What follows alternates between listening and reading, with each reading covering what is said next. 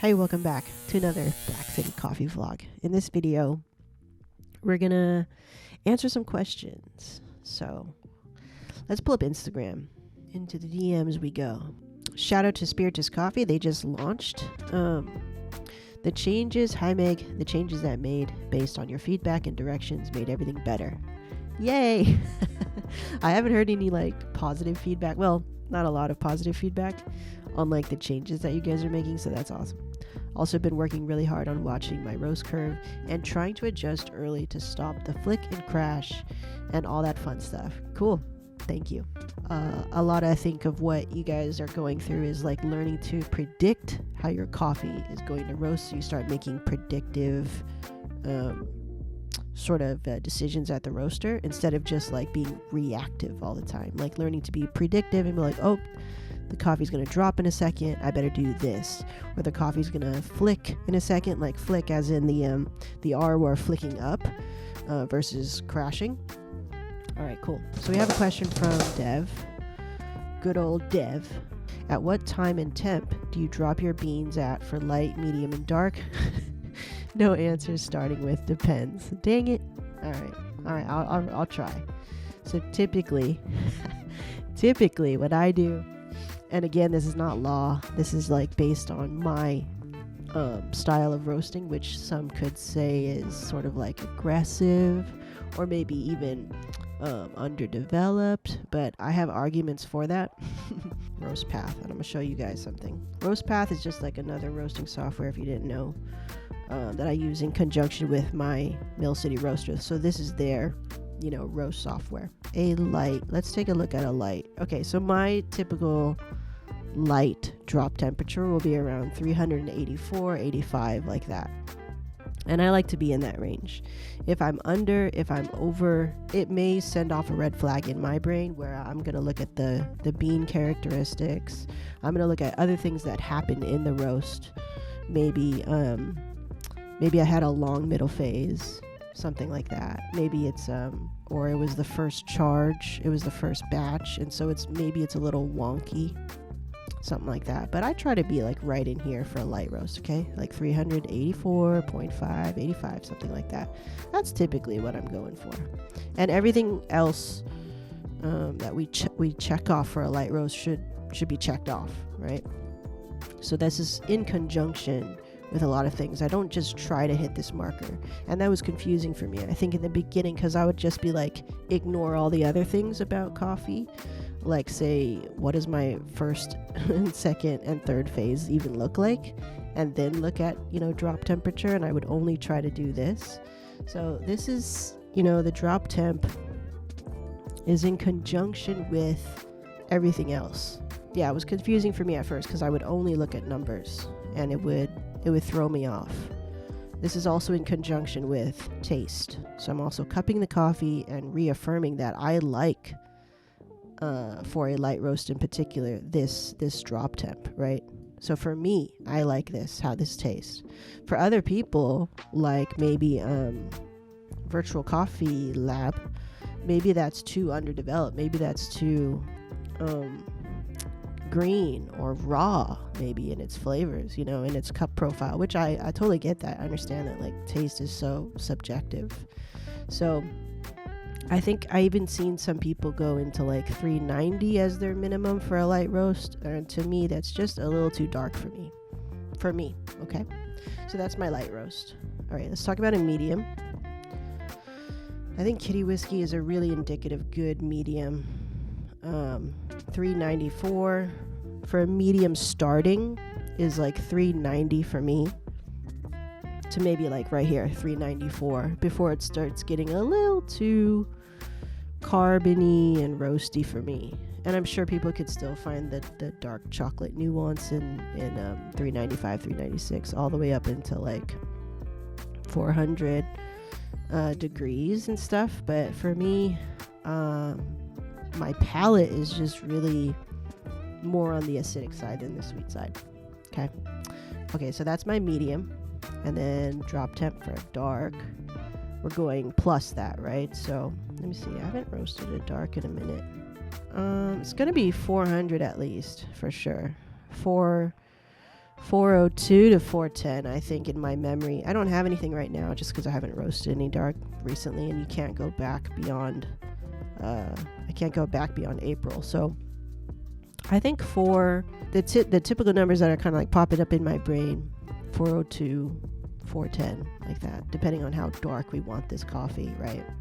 410 is probably indicative of like going more towards a French roast, but yeah, not not to my liking, not to my style. I really don't like that type of roast personally.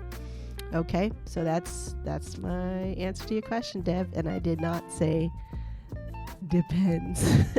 Justin, I still haven't gotten your sample. I checked today, so I don't know what's up with that. Did you send it to my P.O. box or did you send it to me personally? Do you have any resources on what causes baked flavors? I think I may be using too much air and going too long. Interesting. Yeah, baked. I remember baked when I was learning, and still today. It's like, what is baked? You know, we hear this term baked from Rao, which really got popular by means of like your middle is too long, or there's no pop, or there's no acidity in your cup, which I think that's, I don't know, I feel like it's an appropriate term, but some people contest it, and it's really whatever works for you. So like baked meaning, to me, when I hear the word baked, it's like there's no pop in the cup, meaning there's no acidity. You need to have some acidity, you know, because if you just have, I don't know, like graham cracker and milk chocolate, it's boring. And, you know, for example, Brazil from the Brazil Ipe that almost everybody uses as like a base to their espressos or any blend really. It's just a solid graham cracker chocolate base, but there's really no pop in there. There's no citrus. There's no fruit notes really. Maybe you can get something out of there if you do something crazy in the roasting, or maybe even fermenting it. That could be interesting. Take a cheaper coffee and maybe just process it in like a weird way. Who knows? But what causes baked flavors? So typically when I roast in a baked flavor, basically I'm going to just say like no pop is roasting the middle too long. And too long for me is often like over 4 minutes and 20 seconds. If I'm going over that for some reason, I didn't have enough energy, or in the beginning of the roast, or I did not, or I lowered the heat too much in the middle phase. So for example, let me show you something. When I thought I was getting a lot of like baked sort of, I wasn't getting a lot of pop. Yeah, I'm hesitant to use the word baked, but I wasn't getting a lot of pop in one of my roasts for Tiger Mountain, which is why I called it tricky. I was like, what's going on here? Right here. Look at that. I know it, you know? So these roasts where the middle goes on too long for me, and then I'm like trying to make up for it in the end. I'm like, oh, this doesn't feel good. These roasts right here, for this particular coffee, this felt very baked to me. But you know, and it was like, to me, like there was no pop, there was no excitement. Even waiting 2-3 days after letting this coffee rest without a cover, no pop in the cup. I was just like, oh, this is kind of boring for how much I'm paying for it, you know? But if you let this coffee rest, which I read that in the comments of Hasea's website, the zing, the acidity starts to come out a little bit more, and you taste much more fruit as you let this rest much longer. It has a really long rest period for some reason. And yeah, it's just weird like that. Like some coffees are going to have cool little funky characteristics like that. But it was better, but it was not as good right away. And with more zing, more acidity, more interesting clarity of flavor when I cut off this middle phase at like 3 minutes 30, keeping it under 4 minutes for sure. This is way long for me. Even though, you know, this like 46, 43, 10%, maybe that's okay for another coffee and we'll still have really great flavor. But for me in the cup and like letting it rest for into the 4th or 5th day, it started to taste really good. I really liked it. But before then I was like, this is whack. This is boring. I'm not gonna pay $7 and get a boring cup of coffee. You know what I mean? when I shortened up this middle phase, it began to show and present a lot better in its colors and clarities of flavors. And I was like, oh, okay, cool. Phew. I panicked a little bit. But to me, this is typically what happens if I go too long in the middle. Now, this is not always true. Some coffees, I'm thinking like a Brazil or something like that, can benefit from a longer middle phase. Now, how long is the question? Now, you want to go in really small increments, as in like 10 seconds, to test this theory and be like, how long should I go than my normal middle phase? Try like in 10-second increments. Try to get it to 10 seconds. I know you can't get that like right out the gate, but you can pay attention to your time in the roast, how long you've been in the roaster, and the behavior of your ROR curve to kind of like learn how you can shave off seconds from your phases. You will learn that. You just gotta keep roasting more, keep having it be more like second nature and stuff. But yeah, try in like 10-second increments. So it's not always true. In this case, I'm just trying to illustrate that, like when I go over 4 minutes in most of the coffees in the style that I roast, it takes away a lot of this zing, the acidity. I want the acidity to pop most of the time because I know I feel like when I'm roasting, I need to be more careful at retaining its nuance and flavors and acidity versus trying to retain sweetness, which is, I think, easier to acquire in a roast. That's what I'm saying. Follow up. I think I may be using too much air and going too long. The too much air thing, I don't know, Justin. Like, generally, air for me is low. Okay, we start here. Low, medium,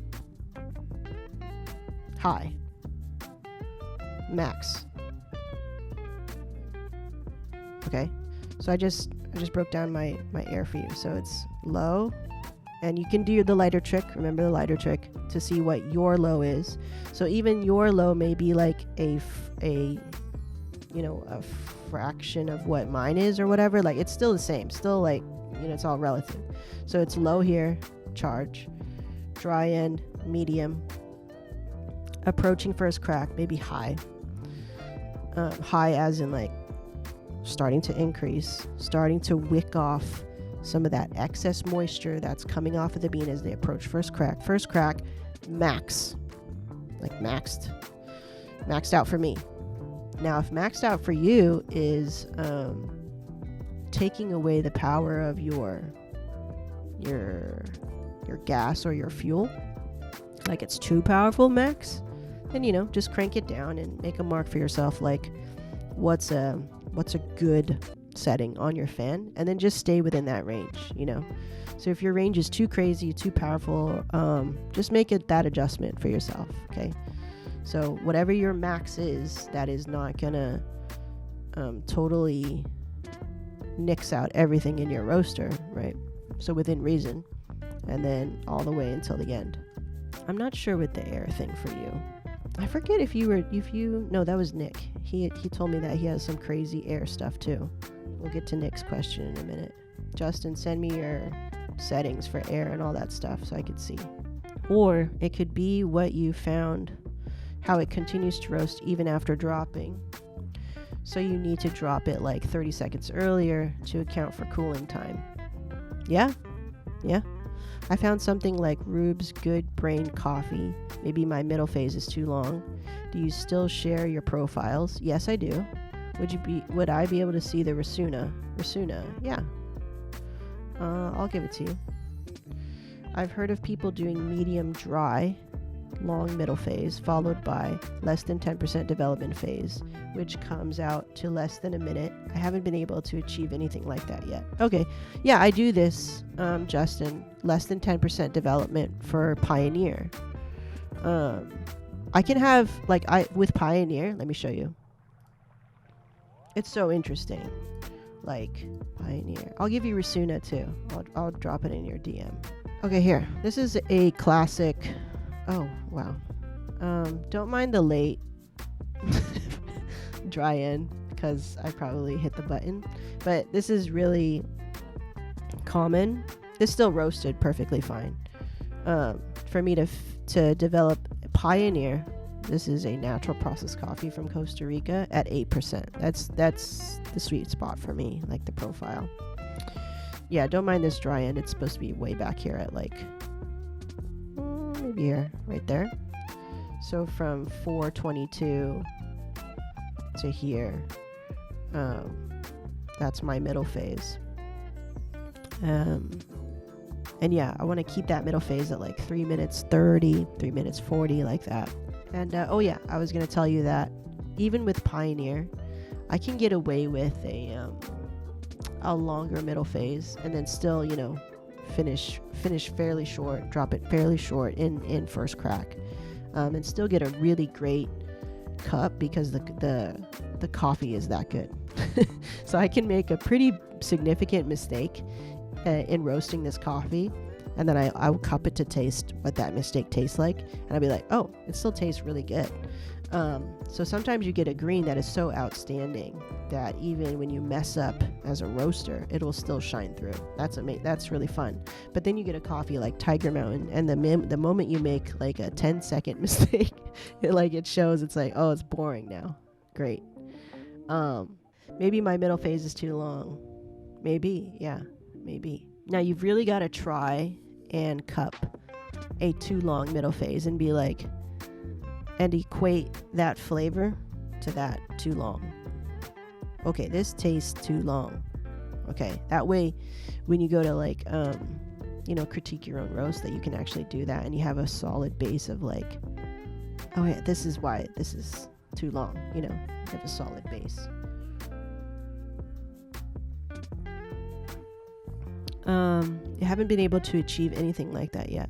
Yeah, so just stay open as a roaster. There's no one roast profile for every single coffee, and that's what's cool. Like, if you can, as a roaster, just like keep roasting different origins and trying different processes, even if you don't like it. Like, say, I don't really like honey process, but I went ahead and was curious about how it roasts. Now, I'm not motivated to like do that again, but for sure I did it a couple times just to see how it roasts, just to see. And then now I'm seeing how like a fermented natural or fermented washed, or how many hours it was fermented, skin contact, all that kinds of stuff, so that you can just, keep building your arsenal of roasting tools and tactics. And let me drop for you the Rasuna. Last question from Nick. What's your average order size? 80% of your orders are one bag, or 20% are multiples, ballpark? Good question. 90% are one bag orders, and the rest are like 2 or 5 or 6. So, but yeah, most of the time, one bag at a time, and the rest are these random like 2, 4. They're gifts. So they become like gifts, or they're subscriptions, so they have like 2 bags in tow. But the rest are like gifts or stocking up, because I guess shipping can be annoying to pay for, which I get. But yeah, all right. So thanks for your questions, guys. Still getting over a little bit of a cold, so the voice is very deep and low. But yeah, thanks so much for your questions. I really enjoy it. It really gives me time to just talk shop about coffee and whatnot. And again, not law, just one anecdotal roaster experience to another roaster. So I hope it helps and it gets the gears going. I'm still learning. Nothing is concrete. Anything can change. Okay. Good things. We'll see you next time. Bye.